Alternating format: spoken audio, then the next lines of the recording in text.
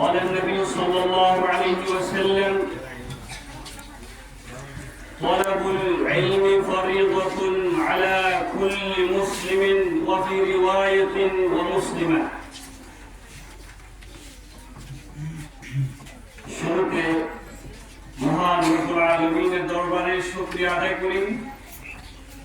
অসংখ্য সালাত ও সালাম বর্ষিত হোক আমাদের প্রিয় নবী মুহাম্মদ সাল্লাল্লাহু আলাইহি ওয়াসাল্লামের উপর।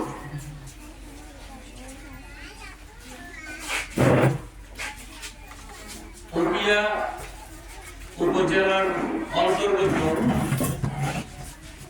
ঐতিহ্যবাহী শিক্ষা প্রতিষ্ঠান ফাতিমাতুজ জাহরা রাদিয়াল্লাহু আনহা বালিকা দাখিল মাদ্রাসা কর্তৃক আয়োজিত 26তম বার্ষিক সভায় উপস্থিত আমার সামনে বসা প্রিয় শিক্ষার্থীবৃন্দ,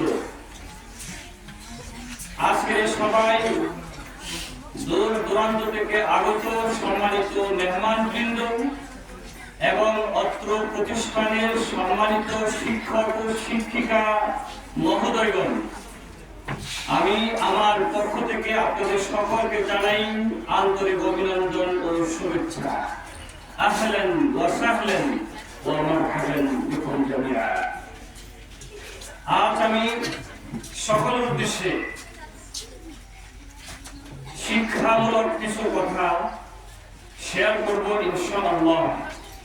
যেহেতু এই প্রতিষ্ঠানটি শিক্ষাদানের জন্যই প্রতিষ্ঠিত, তাই আমি বিশেষ কিছু শিক্ষণীয় বিষয় সকলের উদ্দেশ্যে আমি বলবো।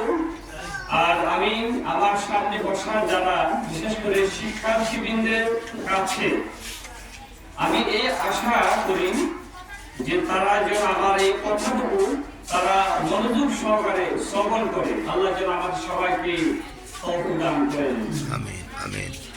প্রিয় শিক্ষার্থীবৃন্দ, মূলত এই ধরনের আয়োজন, এই ধরনের প্রোগ্রাম, এগুলো আমাদেরকে আমাদের আত্মার খোরাক যোগায়।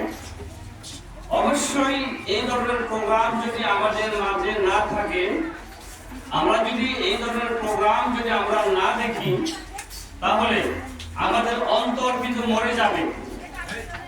আসলে অন্তর কি মরে যায়? হ্যাঁ, অবশ্যই অন্তরের মৃত্যু ঘটে। যদি অন্তরের খোরাক যদি না থাকে, তখন আমাদের সেই অন্তর ধাপে ধাপে ধীরে ধীরে মৃত্যুর দিকে ধাবিত হতেই থাকে। তো সুতরাং এই ধরনের প্রতিষ্ঠান এবং এই ধরনের প্রোগ্রাম এবং এই ধরনের আয়োজন, এগুলো আমাদের আত্মাকে ঈমানের দিকে আরো বেশি ধাবিত করে।